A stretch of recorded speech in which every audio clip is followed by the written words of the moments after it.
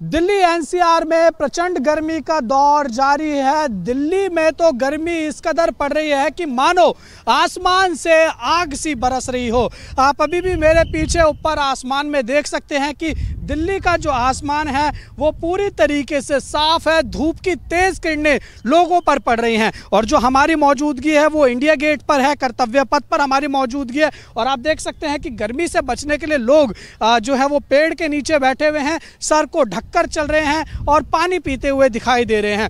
वहीं अगर हम मौसम विभाग की बात करें तो मौसम विभाग ने जो एडवाइजरी जारी की है उसके अनुसार दिल्ली में 13 जून तक इसी तरीके की प्रचंड गर्मी पड़ती रहेगी और जो अधिकतम तापमान है वो 44 डिग्री सेल्सियस को भी पार कर सकता है। और इसी को लेकर मौसम विभाग ने गर्मी को लेकर, हीट वेव को लेकर जो है वो ऑरेंज अलर्ट भी जारी किया है। और ये जो दिल्ली में प्रचंड गर्मी पड़ रही है, सिर्फ दिल्ली में नहीं बल्कि दिल्ली से सटे जो राज्य हैं वहाँ पर भी इसी तरीके की गर्मी जो है वो महसूस की जा रही है लोगों के द्वारा।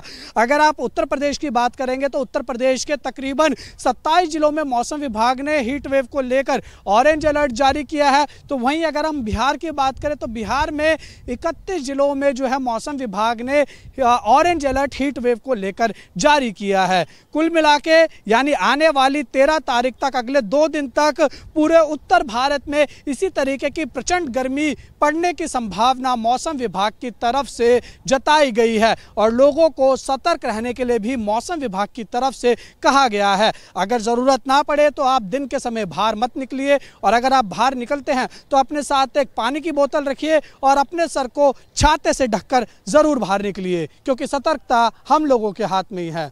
वीडियो जर्नलिस्ट बलदेव के साथ उज्जवल कुमार, JK 24/7 न्यूज़, दिल्ली।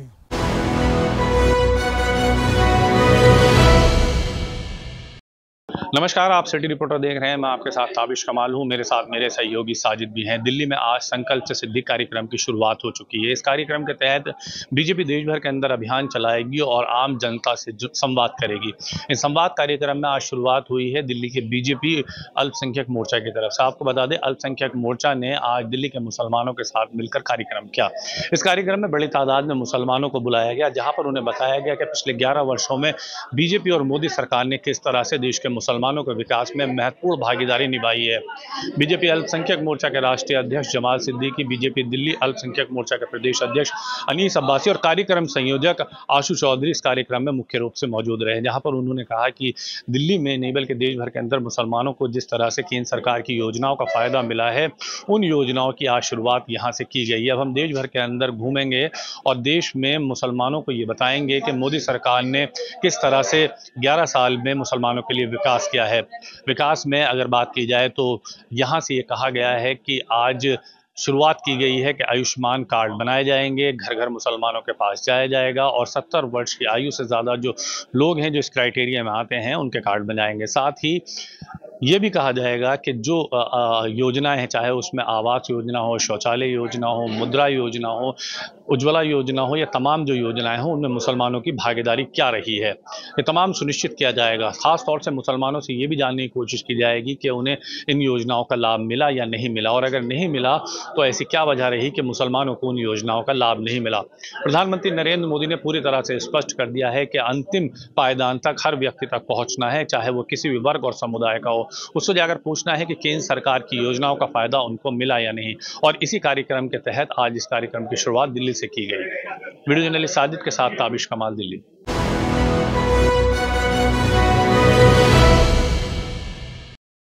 नमस्कार, आप देख रहे हैं JK न्यूज का खास कार्यक्रम सिटी रिपोर्टर और पीलीभीत की बड़ी खबर को लेकर के मैं हूं आपके साथ ऋतिक द्विवेदी। पीलीभीत में किसान पर हमले के बाद बाघ की लोकेशन तलाशने में जुटे रेंजर और वन कर्मी बाल बाल बच गए हैं। बताया जा रहा है खेत में छिपा बाघ रेंजर और वन कर्मियों पर ही झपट पड़ा। वन कर्मियों ने शोर शराबा करके बाघ को वहां से भगाया और अपनी जान बचाई है। इसके बाद टीम ने जाल लगाकर क्षेत्र को सुरक्षित किया है। टीम अब बाघ को जंगल की ओर खदेड़ने की योजना पर काम कर रही है। दरअसल पीलीभीत टाइगर रिजर्व की महोप और माला रेंज के बॉर्डर पर देखरेख के अभाव में कई स्थानों पर जाल की फेसिंग क्षतिग्रस्त हो गई है। कई जगह तो तार फेसिंग को ग्रामीणों ने ही तोड़ दिया है। बताया जा रहा है यहीं से रविवार की रात में जंगल से बाहर निकलकर खेतों की ओर से आए एक बाघ ने गन्ने के खेत की सिंचाई कर रहे किसान मुकेश कुमार पर हमला कर उसे मौत के घाट उतार दिया है।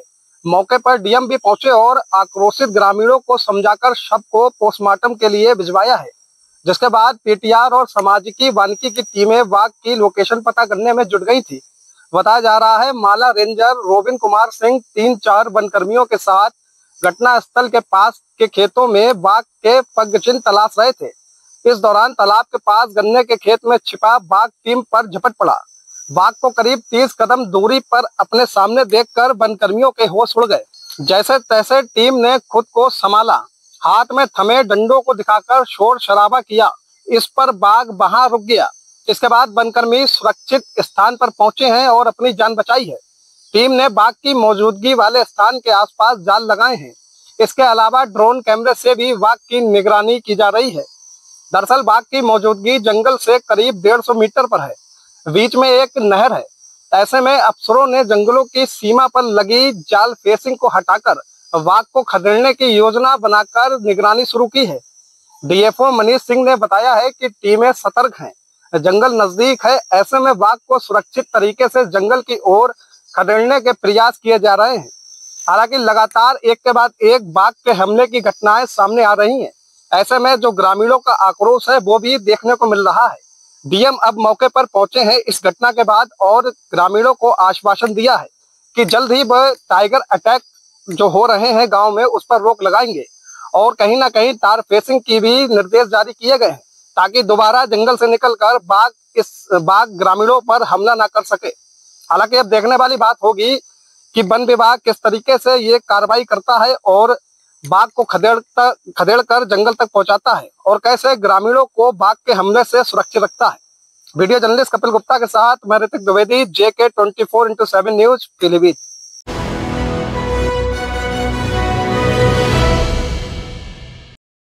नमस्कार, आप देख रहे हैं सिटी रिपोर्टर, मेरे साथ मैं हूं संदीप गोयल। फरीदाबाद के बल्लमगढ़ के रेलवे स्टेशन के नज़दीक रेलवे ट्रैक पर एक बहुत बड़ा मामला सामने आया है, जहां पर एक पिता ने अपने 4 बच्चों के साथ जो है आत्महत्या कर ली और चारों बच्चों को साथ में लेकर ट्रेन के आगे कूद गया। मनोज महतो नाम बताया गया है, जिसकी उम्र करीब 34 साल से अधिक बताई गई है। बताया ये भी जा रहा है कि परिवार से कलेश रहता था, वाइफ से लगातार झगड़ा चल रहा था और जो बच्चों की उम्र बताई जा रही है उसमें 4 साल से लेकर 7 साल तक ये बच्चे हैं, जिनको लड़ाई झगड़े के बाद मनोज महतो जो है ट्रेन के जो है पटरी पर पहुंच गया और उनको ज़बरदस्ती उनको जो है ट्रेन के आगे कुदाने का काम किया, जिसमें अब 5 लोगों की दर्दनाक मौत हो गई, जिसमें पिता और 4 बच्चे शामिल हैं। अभी पुलिस ने मौके पर पहुंचकर जीआरपीएफ पुलिस ने मौके पर पहुंचकर सबों को फरीदाबाद के सिविल अस्पताल में जो है रखवाने का काम किया है और आगे की जाँच शुरू कर दी है। हालाँकि पुलिस अब पूरे मामले की तहकीकात कर रही है और यह भी तय कर रही है कि आखिर क्या मुख्य वजह होगी कि क्यों आखिर आत्महत्या करने की परिवार ने इस तरह का कदम उठाया। हालांकि इस खबर को सुनने के बाद हर कोई जो है यह कहता हुआ नज़र आ रहा है कि आखिर ऐसी क्या मजबूरी थी कि एक पिता ने अपने 4 बच्चों को जो है रेलवे ट्रैक पर ले जाकर इस तरह से आत्महत्या कर ली। हालांकि जो वीडियोज़ लगातार अब सामने आ रही हैं वो बहुत ज़्यादा विचलित करने वाली हैं, जिसमें साफ तौर पर ये देखा जा सकता है कि कैसे परिवार के एक आदमी ने, जिसकी उम्र 34 साल बताई जा रही है, जो कि बिहार का रहने वाला था, फरीदाबाद में सुभाष कॉलोनी में किराए पर रहता था मनोज महतो, जिसकी उम्र 34 साल थी और 4 बच्चे थे, जिनमें चारों जो है लड़के थे और लड़ाई झगड़ा जो है बताया जा रहा है परिवार के साथ हुआ करता था। लेकिन अब जो है दोपहर का समय था जब मनोज महतो अपने चारों बच्चों को लेकर रेलवे ट्रैक जा पहुंचा और वहां पर उन्होंने बच्चों के साथ जो है ट्रेन के आगे कूदकर जो है अपनी जान जो है ख़त्म करने के साथ साथ बच्चों की भी जान जो है गंवा दी है। अब पुलिस मौके पर पहुंची है, साथ ही जो है रेलवे की पुलिस कर्मी जो है उनके अधिकारी हैं, डीसीपी राजेश चेची वहां पर पहुंचे हैं और अब पुलिस ने जो है उनकी बॉडी को वहां से उठाने के बाद फरीदाबाद के सिविल अस्पताल पहुंचाने का काम किया है, जहां पर अंदर जो है अब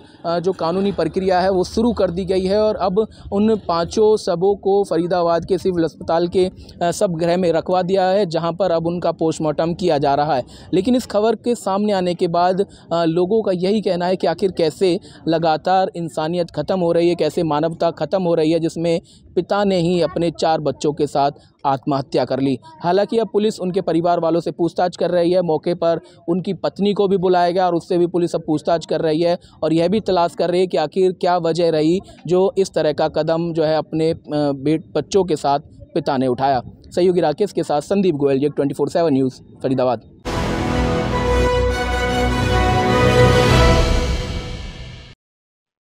उत्तर प्रदेश के मथुरा में ऑटो चलाने वाले इमरान पर हिंदू लड़कियों को प्रेम जाल में फंसाकर उनको ब्लैकमेल करने का आरोप लगा है। इसका खुलासा उसके द्वारा स्टेटस पर लगाए गए वीडियो से हुआ है। आपको बता दें कि मथुरा में जो इमरान है वो ऑटो चलाता है और उसने अपने स्टेटस पर लिखा कि कुछ लोगों की इतनी उम्र नहीं है जितनी मेरी गर्लफ्रेंड है। उसने यह भी लिखा है कि उसने 2 वर्ष के अंदर 23 गर्लफ्रेंड बनाई हैं, जिसके बाद से जो हिंदू संगठनों के लोग थे वो हरकत में आए और उन्होंने उसकी गतिविधियों की शिकायत स्थानीय पुलिस से की, जिसके बाद स्थानीय पुलिस ने इस पूरे मामले की जांच की और जांच के बाद आरोपी के खिलाफ मुकदमा दर्ज किया है, जिसके बाद आरोपी इमरान से पुलिस गहराई से पूछताछ कर रही है।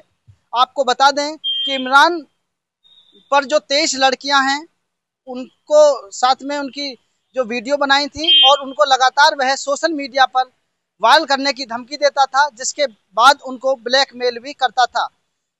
पुलिस के खुलासे में यह तथ्य भी निकलकर सामने आए हैं कि जो ऑटो चालक इमरान है वह जो छात्राएं थी कॉलेज आने जाने वाली उनसे किराया नहीं लेता था और इसी बहाने से उनसे नजदीकियां बढ़ाता था, जिसके बाद उनसे नजदीकियां बढ़ाने के बाद उनको के साथ में जो वीडियो बनाता था और उनके साथ में जो अश्लील करने की जो वीडियो हैं उनको ये वायरल करने की धमकी देकर उनके साथ लगातार ब्लैकमेलिंग की घटनाओं को अंजाम देता था, जिसके बाद जो हिंदुवादी संगठन के लोग हैं उन्होंने इस पूरे मामले में FIR दर्ज कराई है और आरोपी को गिरफ्तार कर मथुरा पुलिस ने सलाखों के पीछे भेज दिया है।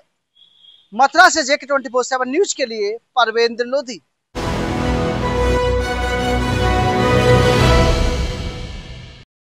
नमस्कार, आप देख रहे हैं हमारा खास कार्यक्रम सिटी रिपोर्टरों में हूं धनराज गर्ग, राजधानी देहरादून से, और बात करेंगे उत्तराखंड के अंदर अवैध प्लॉटिंग की, क्योंकि लगातार उत्तराखंड के अंदर अवैध प्लॉटिंग होती हुई नजर आ रही है, जिसको लेकर अब जिलाधिकारी कहीं ना कहीं सख्त होते हुए नजर आ रहे हैं। क्योंकि आज जिलाधिकारी के द्वारा एक जनता दरबार लगाया गया और जिसमें 131 से भी अधिक जो शिकायतें हैं वो आई हैं और जिसमें खासकर अवैध प्लॉटिंग की शिकायतें थी। इसके साथ ही कुछ लोगों के ऐसे बिजली के बिल थे कि जिनको माफ़ कराना था, इस तरह की शिकायतें थी, जो कि कुछ करते नहीं हैं, लेकिन वो कहीं ना कहीं दिव्यांग हैं और उनका जो बिल है वो अधिक आया हुआ है, उसको माफ़ भी जिलाधिकारी के द्वारा कराया गया है। और इसी तरीके से देखिएगा कि जिलाधिकारी के द्वारा तमाम तरह की इस तरह की योजनाएं चलाई जा रही हैं ताकि गरीबों को सहारा मिल सके और जो कहीं ना कहीं परवान चढ़ती हुई नजर आ रही है। क्योंकि लगातार देखा जा रहा है कि जिलाधिकारी के द्वारा एक भिक्षा वृत्ति को लेकर भी गाड़ियों का प्रबंध किया गया है कि जो बच्चे सड़क पर भिक्षा वृत्ति मांगते हैं उनको पकड़कर उनको पढ़ाई के लिए भेजना, ये कहीं ना कहीं अभियान मुख्यमंत्री के निर्देश पर जिलाधिकारी के द्वारा चलाए जा रहे हैं। और ये जो अभियान चलाए जा रहे हैं इसके कहीं ना कहीं लाभ जनता को मिलता हुआ नजर आ रहा है। और इसी तरीके से राजधानी देहरादून की यदि हम बात करें तो कहीं ना कहीं लोगों को जाम का जाम झेलना पड़ता है, क्योंकि जो गाड़ियां हैं वो लोग सड़कों पर लगा देते हैं, पार्किंग की व्यवस्था नहीं हो पाती है। इसी को लेकर एक ऑटोमेटिक जो पार्किंग है वो राजधानी देहरादून के परेड ग्राउंड में बनाई जा रही है, जिसका कार्य अब समाप्त होने वाला है। यानी कि जल्दी लोगों को एक अच्छी पार्किंग मिलेगी जो कि 3 लेयर में पार्किंग होगी, यानी कि 3 मंजिल तक वो पार्किंग होगी, वहाँ पर अपने लोग गाड़ियाँ अपनी पार्क कर सकते हैं। तो कहीं ना कहीं एक अच्छा प्रयास कहीं ना कहीं जिलाधिकारी के द्वारा किया जा रहा है। और जिस तरीके से देखा जाए कि जिलाधिकारी के द्वारा लगातार अधिकारियों को भी निर्देश दिए जा रहे हैं कि चाहे कोई भी गरीब हो, यदि किसी की कोई फरियाद आती है तो उस पर तुरंत एक्शन लिया जाए और तुरंत उस पर कार्रवाई की जाए। कैमरा सहयोगी वीरेंद्र थपलियाल के साथ धनराज गर्ग, जेके 24/7 न्यूज़, देहरादून।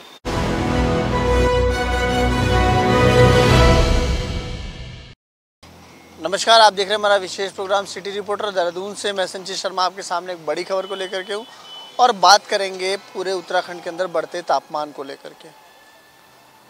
बात गर्मी के सीज़न की करें तो इस बार चाहे राजधानी देहरादून हो, चाहे हल्द्वानी हो, चाहे तमाम उत्तराखंड के अलग अलग क्षेत्र, वहाँ पर इस बार जो गर्मी में इजाफा दिखा है उससे कहीं ना कहीं लोग त्रस्त नजर आ रहे हैं।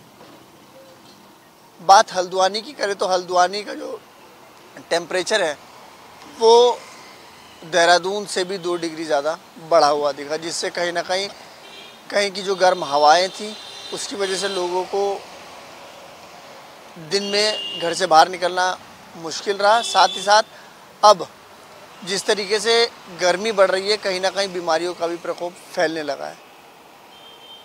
साथ साथ जिस तरीके से डेंगू की बात करें और अन्य बीमारियों की बात करें तो इसको लेकर के लगातार जो स्वास्थ्य विभाग है वो ये कह रहा है कि कहीं पर भी पानी इकट्ठा ना होने दे और कूड़े कबाड़े को दूर रखें। नगर निगम भी सफाई में लगा है, लेकिन जिस तरीके से बढ़ते तापमान की बात करें और आने वाले टूरिस्टों की बात करें तो निश्चित तौर पे इस बार के मौसम में फ़र्क देखने को मिला है। और आने वाले समय में कहीं ना कहीं जिस तरीके से पेड़ कटे हैं और आने वाले वक्त में निश्चित तौर पे इसका एक बड़ा फ़र्क देखने को मिलेगा, जिसको लेकर के लोग अब चिंता जाहिर कर रहे हैं। मौसम विभाग की माने तो लोगों को गर्मी से राहत 20 तारीख के बाद मिलेगी, क्योंकि मानसून 20 तारीख को आ जाएगा। मौसम विभाग ने अनुमान लगाया कि मानसून की जो बरसात है वो 20 जून को पहली बार होगी। साथ ही साथ अगर प्री मानसून की बात करें तो उनका मानना है कि 12 तारीख के आसपास से प्री मानसून की बरसात शुरू हो जाएगी, जिससे कहीं ना कहीं लोगों को राहत मिलेगी। लेकिन बात करें मानसून की तो 20 तारीख से मानसून आ जाएगा। कैमरा पर्सन वीरेंद्र थपलियाल के साथ J24/7 के लिए देहरादून से संचित शर्मा।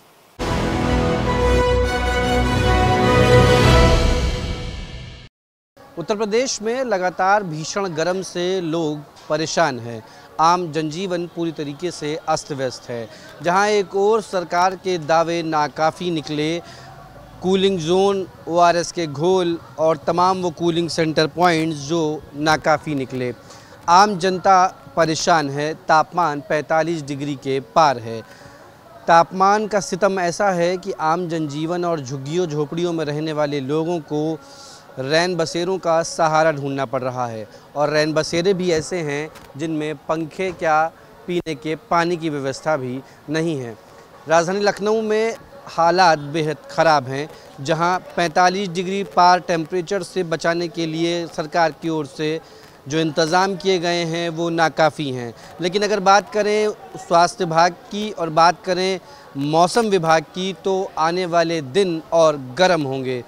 तापमान 47 डिग्री के पार तक पहुंचने की आशंका जताई जा रही है।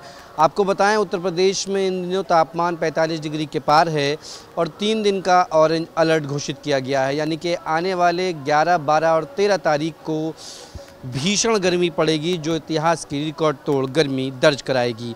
ऐसे में स्वास्थ्य विभाग तो हीट वेव से पीड़ित मरीजों की तत्काल रूप से मदद करने के लिए तैयार है, लेकिन सरकार के जो पानी के, ORS घोल के और तमाम कूलिंग पॉइंट्स के जो दावे थे वो पूरी तरीके से खोखले साबित हो रहे हैं। हालांकि हीट वेव से मरने वालों की संख्या भी प्रदेश में अब ज़्यादा हो रही है और इन हीट वेवों से बचाने के लिए प्रदेश के मुख्यमंत्री ने पहले ही स्वास्थ्य विभाग को निर्देशित किया था कि ऐसे मामले ज़्यादा आ सकते हैं, इसको लेकर के स्वास्थ्य विभाग अलर्ट रहे। स्वास्थ्य विभाग हालांकि इसको लेकर के काम भी कर रहा है। प्रदेश में भी हीट वेव से मरने वालों की संख्या अब बढ़ने लगी है।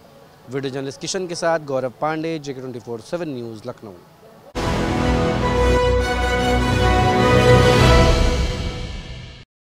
प्रधानमंत्री नरेंद्र मोदी के 11 साल के कार्यकाल को लेकर कई राज्यों के मुख्यमंत्रियों ने प्रेस कॉन्फ्रेंस की, जिसमें उत्तर प्रदेश के मुख्यमंत्री योगी आदित्यनाथ ने भी प्रेस कॉन्फ्रेंस कर तमाम 11 साल के विकास के उपलब्धियों को उन्होंने बताया। साथ ही साथ ये भी कहा कि जिस तरह से अर्थव्यवस्था के मामले में और देश की जो प्रगति है वो लगातार कहीं ना कहीं बढ़ रही है और आने वाले समय में महाशक्ति और विकसित रूप में भारत को पहचान होगी। साथ ही साथ ये भी कहा कि जिस तरह से अभी सैन्य शक्तियों को हमारे कई देशों ने देखा, जिस तरह से पाकिस्तान ने हमारे साथ तनातनी की, उसके बाद ऑपरेशन सिंदूर के तहत जिस तरह से करारा जवाब दिया गया, इस बात का प्रमाण है कि हमारी सैन्य शक्ति काफ़ी मजबूत है। साथ ही साथ उत्तर प्रदेश के मुख्यमंत्री योगी आदित्यनाथ ने यह भी कहा कि लगातार चौमुखी विकास को लेकर जो भी योजनाएं संचालित की जा रही हैं उन योजनाओं का 100% लोगों को लाभ मिले, इस बात को लेकर लगातार मॉनिटरिंग भी होती रहती है और तमाम जो आमजन हैं उनको योजनाओं का लाभ भी मिला है। साथ में ये भी कहा कि सुशासन और कानून व्यवस्था को लेकर बीजेपी की जो बात थी वो पूरी तरह से दृढ़ संकल्पित थी और शायद यही वजह है उत्तर प्रदेश में माफिया और गुंडागर्दी करने वालों की अब पूरी तरह से कहीं ना कहीं कार्रवाई के जद में आने से जो अपराध का ग्राफ है वो भी कम हुआ है। तो उत्तर प्रदेश के मुख्यमंत्री योगी आदित्यनाथ ने यह भी कहा कि लगातार 11 वर्ष के कार्यकाल को लेकर प्रधानमंत्री नरेंद्र मोदी के नेतृत्व में देश विकास की गति को लगातार प्राप्त कर रहा है। कैमरामैन सुमित के साथ उमेश मिश्रा, JK 24/7 लखनऊ।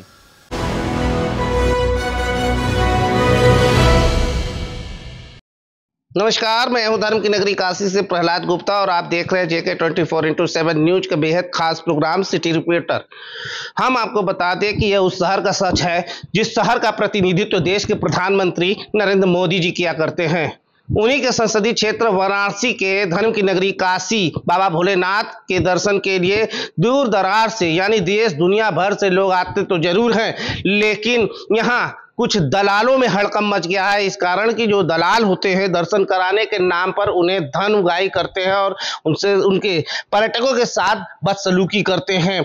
ऐसे में लगातार चौक थाना और दशाश्वमेध थाने की पुलिस को शिकायत मिलती रही है, लेकिन अब जाकर दशाश्वमेध की पुलिस जाग उठी है। ऐसे में ACP अतुल अंजान त्रिपाठी के जरिए थाना दशाश्वमेध और थाना चौक की एक टीम गठित की गई थी और इस टीम ने पूरी तरीके से तहकीकात करके छापेमारी किया है और ऐसे फर्जी पंडा दलाल लोगों को पकड़कर गिरफ्तार किया है। हम आपको बता दें कि दशाश्वमेध थाने से 15 और चौक थाने से कुल 6 लोगों की गिरफ्तारी की गई है। ऐसे में इनके खिलाफ विधिक कानूनी कार्रवाई करके उन्हें जेल भेजा जा रहा है ताकि भविष्य में देश दुनिया भर से आने वाले बाबा के दर्शन करने वाले उन भक्तों को दिक्कतों का सामना ना करना पड़े, जिन्हें लाइन से जल्दी दर्शन कराने का लोभ देकर उनसे धन ऐंठा जाता था। अब ये तो आने वाला वक्त ही बताएगा कि किस तरह से ये मुहिम चल रहा है और इस पे क्या इस मुहिम में रंग लाता है। वीडियो जर्नलिस्ट धीरेन्द्र श्रीवास्तव के साथ प्रहलाद गुप्ता, JK 24/7 के लिए वाराणसी से।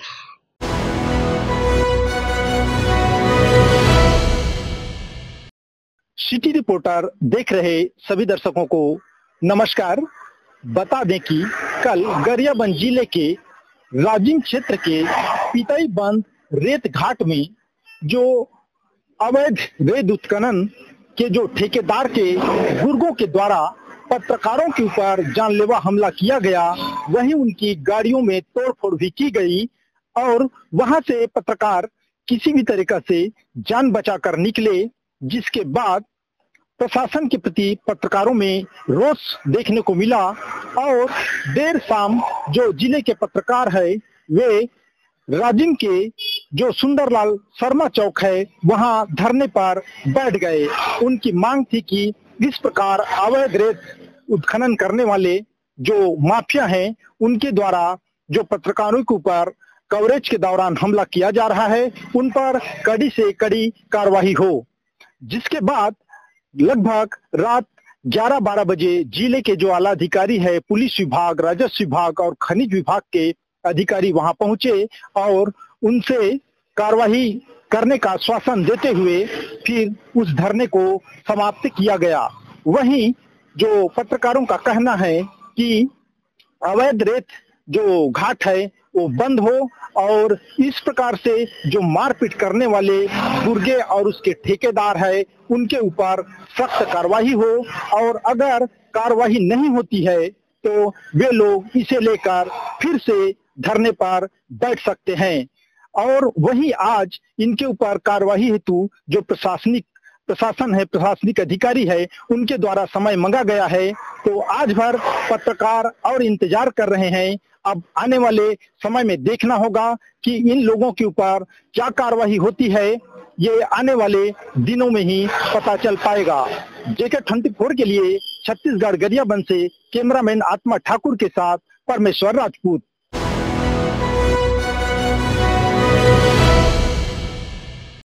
नमस्कार, आप देख रहे हैं सिटी रिपोर्टर। मैं हूं मनीष कुमार। इस वक्त बिहार से सबसे बड़ी खबर दिखा रहा हूं कि बिहार में जो है अपराधी मस्त और पुलिस जो है पस्त होते नजर आ रहे हैं। जो घटनाएं पे घटनाएं आए दिन जो है प्रशासन के नाक के नीचे जो है बिहार में हो रही है। अभी हाल ही में जो है पटना के अंदर अगर देखा जाए तो पर डे जो है 2-4 लोगों की जो है दिन दिखाड़े जो है गोलियों से भून दिया जाता है। कल के डेट में आप देखे होंगे कि माँ और बेटी को जो है अपराधियों ने किस तरह जो है भुना। और आज सुबह सुबह जो है पटना में जो है 2 युवकों को भी जो है पालीगंज थाना क्षेत्र में जो है भून दिया। कहीं ना कहीं अपराधी का इतना मनोबल बढ़ गया है कि लोग जो है घर से बाहर निकलना जो है मुश्किल हो गया है। लोग जो है बिहार के लोग दहशत में रह रहे हैं। आप देखे होंगे कि बार बार जो है नेता प्रतिपक्ष तेजस्वी प्रसाद यादव जो है, जो अभी वर्तमान में जो बिहार के सुशासन बाबू का सरकार है, जो नीतीश कुमार जी है, उन पर जो है बार बार कटाक्ष कर रहे हैं कि लगातार जो 20 वर्षों से जो सरकार जो है उनका है और 20 वर्षों में जो है बिहार का क्या भलाई हुआ है। बिहार में सिर्फ यही भलाई देखने को मिला है कि अपराधी जो है मस्त हो गया है और प्रशासन जो है पस्त हो गया है। कब किसके साथ अनहोनी हो जाएगा कहना बड़ी मुश्किल हो गया है। मैं बता दूं आपको, जो राष्ट्रीय जनता दल के जो सुप्रीमो जो लालू प्रसाद यादव है, 11 जून को उनका जो है 78वां जो है जन्मदिन दिवस मनाए जाएंगे, जिसमें अपने कार्यकर्ताओं को जो है काफी हिदायत भी दिए हैं। लालू प्रसाद यादव ने अपने कार्यकर्ता और नेताओं को कहा है कि आप जो है मेरा जन्मदिन जो है जाकर जो है गांव कस्बे में दलित वंचित जो लोग हैं उनके बीच में जो है मनाएं और मेरे बारे में बताएं। जो गरीब गुरबा लोग हैं उनको जो है पहले का जो बात है उनको जो है सुनाएं कि लालू प्रसाद यादव ने गरीबों के लिए क्या सब किए और गरीब के बीच में ही बैठकर जो है खाना खाए और खिलाए, ताकि उनके अंदर में क्या भावना है, उनको मतलब जो क्या कठिनाई है वो बात जो है आप जान सकेंगे और जो भी कठिनाई है उसका जो है आप जो है निराकार कर सकेंगे। उन्होंने अपने कार्यकर्ताओं को जो है हितैषी दिए हैं। अभी जो है पटना के अंदर जो है काफी जो है पोस्टर जो लगाए गए हैं, जिसमें जो है लालू प्रसाद यादव के जो है 78 वर्ष की जो जन्म दिवस जो मनाए जाएंगे उस पर जो है काफी जो है लोग जो है बधाइयां दे रहे हैं। हर जगह से हर राष्ट्र जो है लालू प्रसाद यादव को जो है बधाई जो है मिल रहे हैं। आप देख रहे हैं बिहार की जो स्थिति क्या है, बिहार की जनता जो है क्या चाह रही है। अभी जो है सीट शेयरिंग को लेकर जो है चाहे एनडीए गठबंधन हो चाहे इंडिया गठबंधन हो, दोनों में घमासान मचा हुआ है, क्योंकि मुकेश सहनी भी ने ऐलान कर दिया है, जो वीआईपी सुप्रीमो है, कि 60 सीटों पर हम चुनाव लड़ेंगे। इधर जो एनडीए गठबंधन में जीतन राम मांझी इशारों में कह दिया है कि हम 40 सीटों पर लड़ेंगे। इधर जो है फिर चिराग पासवान को तो आप देखे ही हैं, चिराग पासवान ने ऐलान कर दिया है कि बिहार के 243 सीटों पर हम चुनाव लड़ेंगे। आप देख रहे थे सिटी रिपोर्टर में अपने सहयोगी कैमरामैन के साथ समस्तीपुर बिहार से।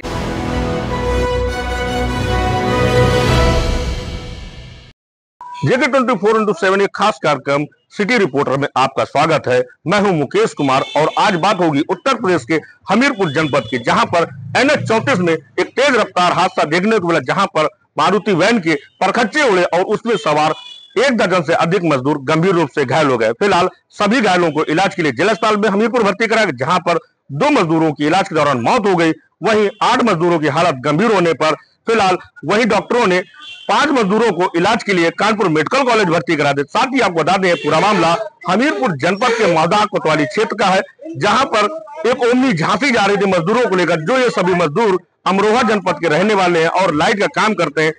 इसी दौरान तेज रफ्तार मारुति वैन खड़े हुए ट्रक से भिड़ती है और मारुति वैन के परखच्चे उड़ जाते हैं, जिसमें ये मजदूर घायल हो जाते हैं। फिलहाल दोनों शवों को कब्जे में लेकर पुलिस पोस्टमार्टम की कार्रवाई कर रही है। वहीं घायलों को इलाज के लिए कानपुर भेजा गया। कहीं न कहीं हमीरपुर से गुजरने वाला NH 34 खूनी हाईवे के नाम से जाना जाता है और यहाँ पर आए दिन हादसे होते हैं। कहीं न कहीं जो सरकार की जिम्मेदारी इन हादसों पर लगाम लगाने की, वो कहीं न कहीं नाकाम साबित हो रही है। Mukesh Kumar, JK 24x7 Hamirpur.